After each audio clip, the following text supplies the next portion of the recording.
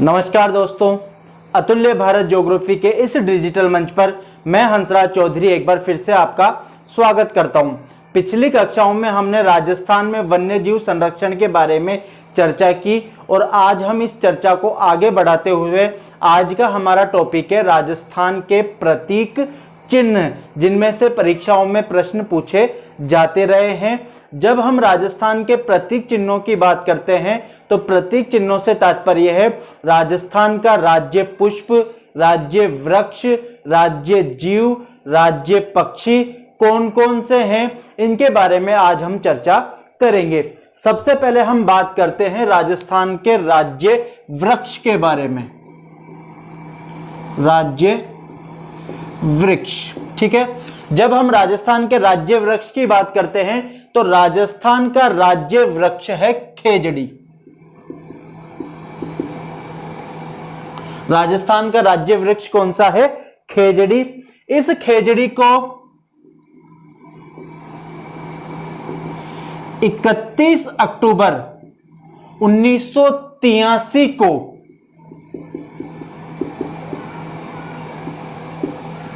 राज्य वृक्ष घोषित किया गया। एग्जाम में यह भी पूछा जाता है कि खेजड़ी को राज्य वृक्ष कब घोषित किया गया, तो 31 अक्टूबर 1983 को खेजड़ी को राजस्थान का राज्य वृक्ष घोषित किया गया। जब हम इसके अन्य नामों की बात करें या फिर इसे क्या क्या संज्ञाएं दी गई है, तो इसे राजस्थान का गौरव, इसे राजस्थान का गौरव कहा जाता है। इसके अलावा इसे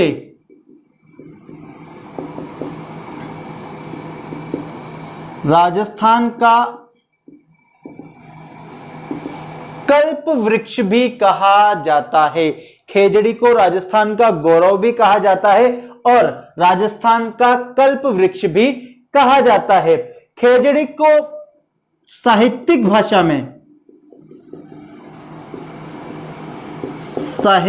भाषा में सीमलो, ये प्रश्न पूछे गए हैं परीक्षा में कि खेजड़ी को साहित्यिक भाषा में क्या कहा जाता है? सीमलो कहा जाता है। जबकि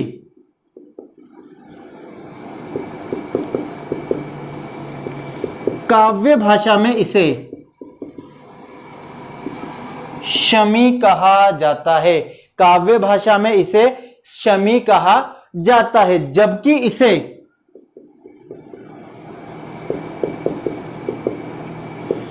कन्नड़ भाषा में बन्ना बन्नी, कन्नड़ भाषा में इसे क्या कहा जाता है? बन्ना बन्नी कहा जाता है। आपको यहां पर खेजड़ी का वृक्ष दिखाई दे रहा है, तो यह क्या है? प्रमुख रूप से मरुस्थलीय क्षेत्रों या फिर पश्चिमी राजस्थान में बहुलता से पाया जाता है। और इस खेजड़ी के वृक्ष को 31 अक्टूबर 1983 को क्या घोषित किया गया? राज्य वृक्ष घोषित किया गया। इसे राजस्थान का गौरव और राजस्थान का कल्प वृक्ष भी कहा जाता है। यह परीक्षा में प्रश्न पूछा गया है कि इसको क्या कहा जाता है? राजस्थान का गौरव किसे कहा जाता है या फिर राजस्थान का कल्प वृक्ष किसे कहा जाता है? तो राजस्थान का गौरव और राजस्थान का कल्प वृक्ष किसे कहा जाता है? खेजड़ी के वृक्ष को ही कहा जाता है। इसे साहित्यिक भाषा में क्या कहा जाता है? सीमलो कहा जाता है। जबकि काव्य भाषा में इसे शमी कहा जाता है और कन्नड़ भाषा में इसे बन्ना बन्नी कहा जाता है। स्थानीय भाषा में इसे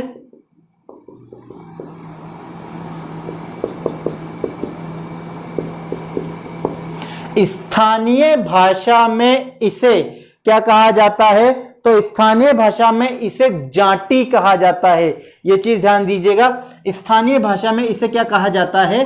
जाटी। स्थानीय भाषा में इसे जाटी कहा जाता है। इसके ऊपर जो फल आता है वो क्या है? सांगरी। इसके जो फल होता है उसे सांगरी कहा जाता है और इसकी पत्तियों को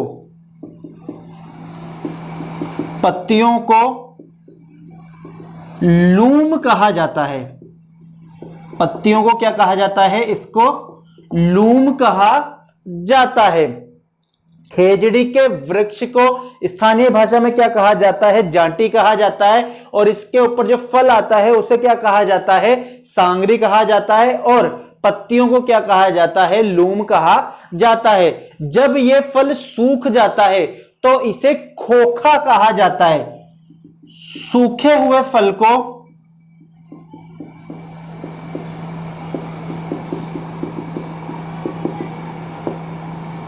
खोखा कहा जाता है। ठीक है, ये ध्यान दीजिएगा, सूखे हुए फल को क्या कहा जाता है? खोखा कहा जाता है। इसके अलावा इसमें एक प्रश्न है जो कई बार पूछा गया है, इंपॉर्टेंट करके देख लीजिए कि इसका वानस्पतिक नाम, खेजड़ी के वृक्ष का वानस्पतिक नाम क्या है?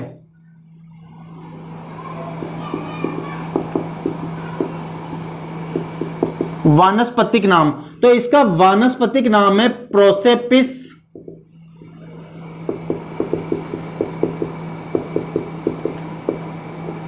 सिनेरेरिया। ठीक है, इसका वानस्पतिक नाम है प्रोसेपिस सिनेरेरिया। ठीक है, खेजड़ी का वृक्ष का वानस्पतिक नाम क्या है? प्रोसेपिस सिनेरेरिया। इसको साहित्यिक भाषा में सीमलो कहा जाता है, जबकि काव्य भाषा में इसे शमी कहा जाता है।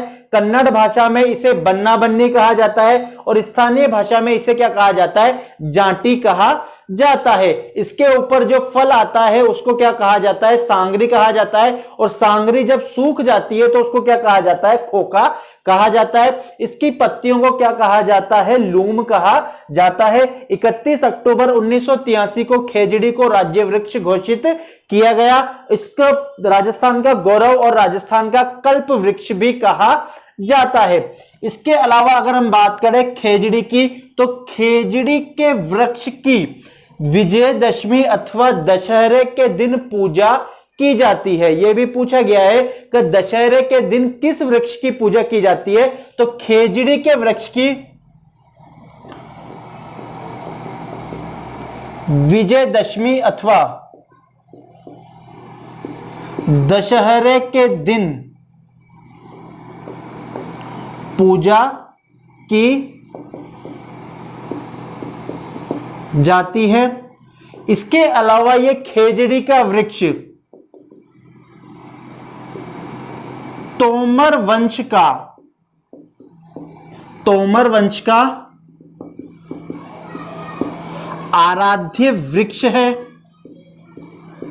ठीक है, यह भी सवाल पूछा गया है कि कौन से वंश का आधार वृक्ष माना जाता है इसे? तो खेजड़ी का वृक्ष तोमर वंश का क्या है? आराध्य वृक्ष है। और वर्तमान समय में इस जो ये वृक्ष है इसे एक बीमारी का सामना करना पड़ रहा है। वो क्या है? इसमें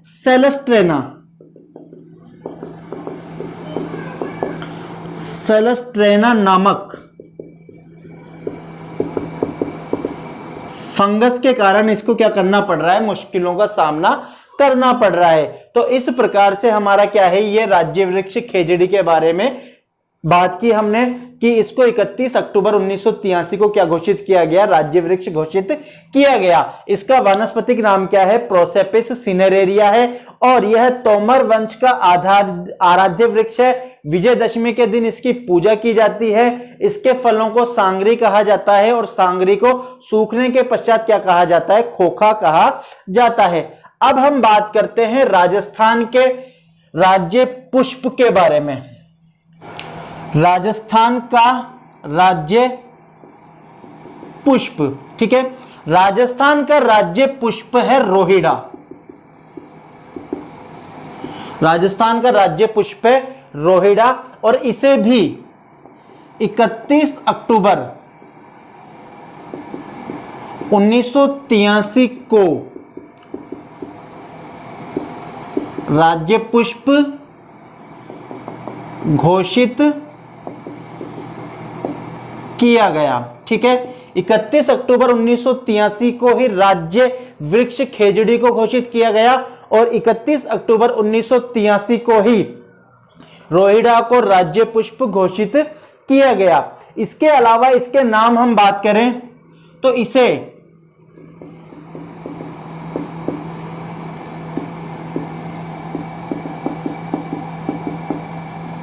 मरुस्थल का सागवान या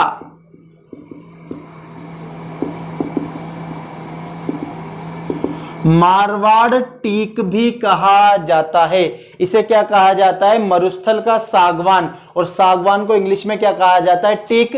तो इसे मरुस्थल का सागवान या मारवाड़ टीक भी कहा जाता है। इसके अलावा इसे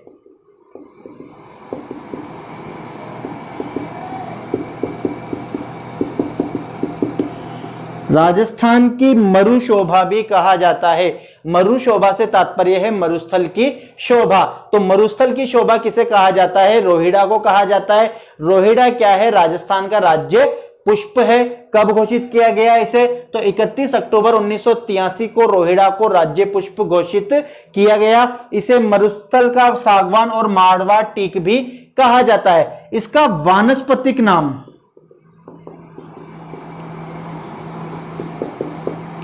इसका जो बायोलॉजिकल नेम है वो है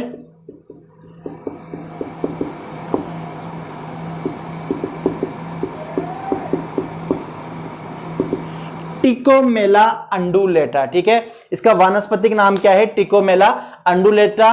और राजस्थान लोक सेवा आयोग के द्वारा अभी जो वर्तमान में परीक्षाएं हो रही है उनमें ये जो वानस्पतिक नाम है ये भी पूछे जाते रहे हैं। तो आपको ज्यादा नहीं लेकिन 3-4 आपको वानस्पतिक नाम याद रखने पड़ेंगे। अभी हम बताएंगे कौन कौन से। तो खेजड़ी वृक्ष का जो वानस्पतिक नाम था हमने क्या पढ़ा? प्रोसेपिस सिनेरेरिया। और जो राजस्थान का राज्य पुष्प है रोहिड़ा, इसका वानस्पतिक नाम क्या है? टिकोमेला अंडुलेटा। जैसा कि आपको यहां पे चित्र में दिखाई दे रहा है कि इस वृक्ष के ऊपर लाल और केसरिया रंग के क्या आते हैं? फूल आते हैं। तो मार्च अप्रैल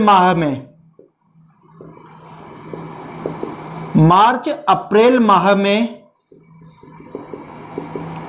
इस पर केसरिया रंग के फूल आते हैं। जैसा कि आपको चित्र में दिखाई दे रहा है कि इसके ऊपर किस रंग के फूल आते हैं? केसरिया रंग के फूल आते हैं। और प्रमुख रूप से कब आते हैं? मार्च और अप्रैल के माह में इसके ऊपर फूल आते हैं। रोहिड़ा का जो ये पुष्प है, जो ये वृक्ष है, ये कहां पे पाया जाता है? ये भी पश्चिमी राजस्थान में ही पाया जाता है। इसे क्या कहा जाता है? मारवाड़ टीक या मरुस्थल की क्या कहा जाता है? सागवान कहा जाता है। इसे राजस्थान की मरुशोभा भी कहा जाता है। और 31 अक्टूबर 1983 को ही इसे राजस्थान का राज्य पुष्प घोषित किया गया। अब हम चर्चा करते हैं राजस्थान के राज्य पक्षी के बारे में। राजस्थान का राज्य पक्षी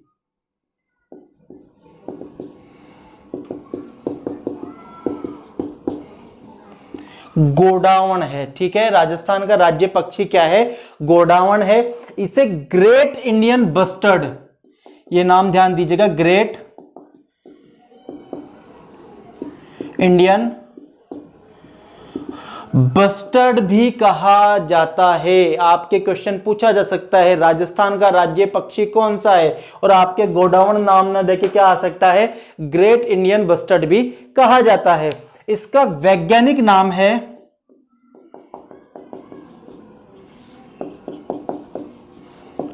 क्रायोटिस नाइग्रोसिस। परीक्षा में पूछा हुआ क्वेश्चन है क्रायोटिस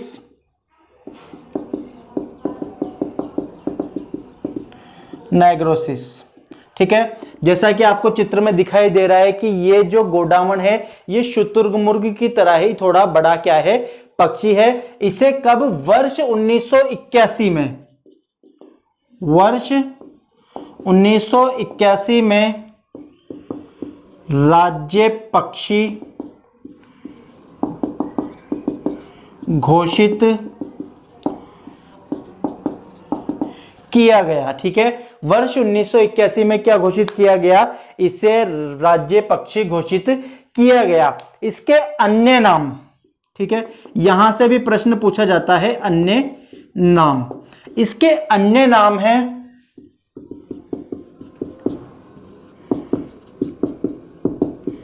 सोहन चिड़िया। इसे क्या कहा जाता है? सोहन चिड़िया भी कहा जाता है। इसके अलावा इसे हुकना भी कहा जाता है। इसके अलावा इसे गोराइन भी कहा जाता है। तो गोडावण पक्षी के ही अन्य नाम क्या हो गए? इसे सोहन चिड़िया भी कहा जाता है, हुकना भी कहा जाता है और गोराइन भी कहा जाता है। हाड़ौती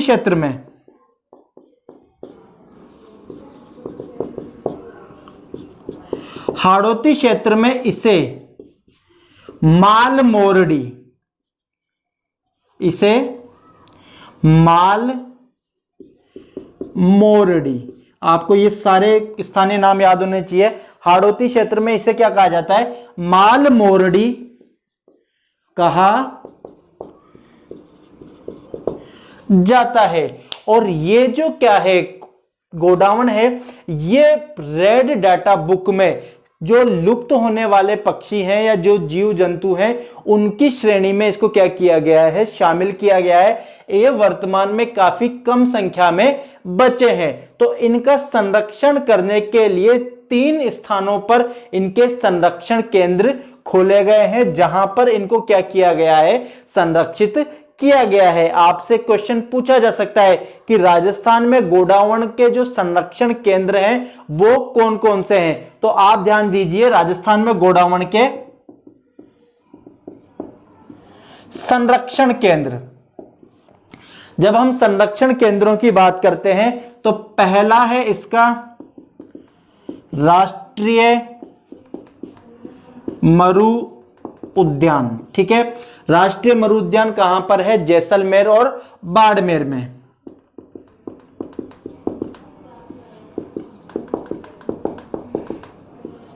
यहां पर इसको क्या किया गया है? संरक्षित किया गया है। दूसरा स्थान है सोरसन, कहां पर? बारां जिले में। ठीक है, दूसरा स्थान कौन सा है? सोरसन, कहां पे? बारां जिले में। और तीसरा स्थान है सौंकलिया,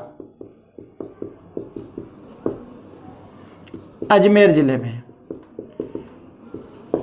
इन 3 केंद्रों पर गोडावण को संरक्षित करने का प्रयास किया जा रहा है। कौन कौन से? राष्ट्रीय मरु उद्यान जैसलमेर बाड़मेर, सोरसन कहां पर? बारां में, और अजमेर जिले के सौंकलिया नामक स्थान पे। और IUCN की रेड डाटा बुक में इसको क्या किया गया है? शामिल किया गया है। अब हम बात करते हैं राजस्थान का राज्य पशु।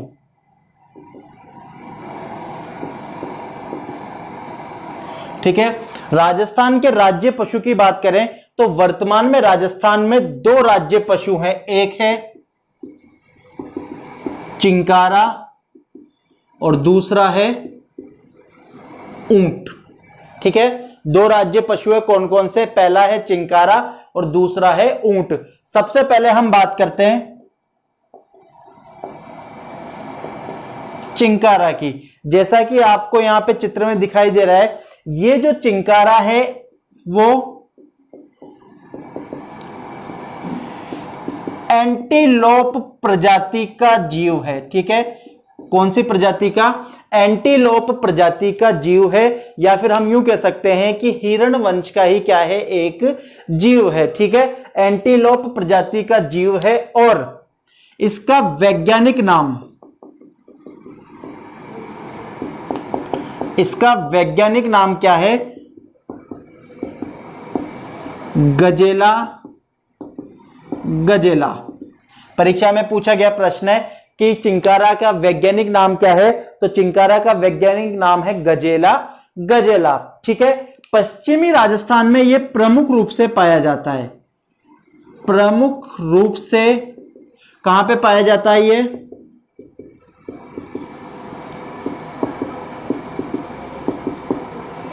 पश्चिमी राजस्थान में पाया जाता है। तो आपके लिए जो सबसे इंपॉर्टेंट चीज है वो ध्यान दीजिएगा कि राजस्थान का राज्य पशु कौन सा है? चिंकारा है। कब घोषित किया गया इसे भी? वर्ष 1981 में राज्य पशु घोषित किया गया।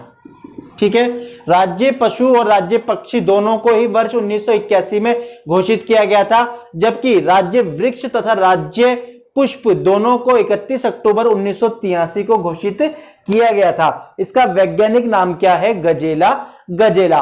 अब हम बात करते हैं राजस्थान के दूसरे राज्य पशु की, जो कौन सा है, ऊंट। ठीक है, आप लोगों ने ऊंट देखा होगा, तो राजस्थान का दूसरा राज्य पशु कौन सा है, ऊंट। ठीक है, ऊंट। ऊंट को वर्ष 2014 में राज्य पशु घोषित किया गया। कब घोषित किया गया इसे? वर्ष 2014 में इसे राज्य पशु घोषित किया गया। क्यों? इसका संरक्षण करने के लिए। इसको जब राज्य पशु घोषित किया गया उस समय तक क्या था कि टोंक जिले में ईद उल फितर के दिन किया जाता था, ऊंट की बलि दी जाती थी। लेकिन जब से इसको राज्य पशु घोषित किया गया है तब से इसकी बलि पर क्या लग गया है, पूर्ण रूप से प्रतिबंध लग गया है। अगर हम राजस्थान में ऊंट की बात करें तो पश्चिमी राजस्थान में ऊंट सर्वाधिक पाए जाते हैं और इसकी जो नस्लें हैं, प्रमुख नस्ल,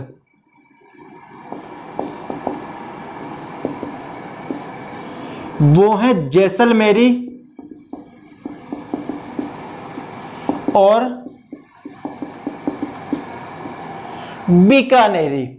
जैसलमेर में एक गांव है नाचना। ठीक है, नाचना गांव का ऊंट कौन से जिले में? जैसलमेर जिले में नाचना गांव है। इस नाचना गांव का ऊंट अपनी सुंदरता के लिए प्रसिद्ध है। ठीक है, अपनी सुंदरता के लिए प्रसिद्ध है। जो नाचना गांव के ऊंट है वो क्या होते हैं, काफी आकर्षक और सुंदर होते हैं। तो यह प्रश्न पूछा गया है कि राजस्थान के किस गांव के ऊंट सर्वाधिक सुंदर होते हैं या फिर अपनी सुंदरता के लिए प्रसिद्ध है। तो नाचना गांव के ऊंट क्या है, अपनी सुंदरता के लिए प्रसिद्ध है। जबकि जोधपुर जिले में फलोदी के जो ऊंट हैं वो सवारी के लिए क्या होते हैं, प्रसिद्ध होते हैं। और सवारी के लिए कहां के? सवारी के लिए प्रसिद्ध कहां पर? फलोदी कौन से जिले में है ये? जोधपुर जिले में स्थित है। इसके अलावा जो ऊंट का बच्चा होता है उसे क्या कहा जाता है? टोरडी कहा जाता है। यह प्रश्न भी आरपीएससी द्वारा पूछा गया है। ऊंट का छोटा बच्चा क्या कहलाता है? टोरडी कहलाता है। ठीक है, ऊंट का बच्चा क्या कहलाता है? टोरडी कहलाता है। इसके अलावा बीकानेर जिले में जोड़बीड़ नामक स्थान पर जो राष्ट्रीय उष्ट्र अनुसंधान केंद्र है वहां पर ऊंटनी के दूध की एक केमल मिल्क फैक्ट्री लगाई गई है, जो इजराइल के सहयोग से लगाई गई है और वह राज्य की प्रथम केमल मिल्क फैक्ट्री है। तो यह चीज ध्यान दीजिएगा, कहां पर? जोड़बीड़ कौन से जिले में? बीकानेर। यहां पे क्या है? राष्ट्रीय उष्ट्र अनुसंधान केंद्र। यहां पर क्या लगाई गई है? Camel milk factory. ऊंटनी के दूध की क्या लगाई गई है? एक फैक्ट्री लगाई गई है जो राज्य की प्रथम केमल मिल्क फैक्ट्री है। यह प्रश्न भी क्या है, पूछा जाता है। और इसके ऊंटनी के दूध की क्या विशेषता होती है कि इसमें जो कैल्शियम है वो मुक्त अवस्था में पाया जाता है। इस कारण ऊंटनी के दूध का जो दही है वो नहीं जमता है। ठीक है, यह चीज ध्यान दीजिएगा। तो इस प्रकार से हमारे राजस्थान के राज्य वृक्ष, राज्य पुष्प, राज्य पक्षी और राज्य पशु के बारे में हमने चर्चा की।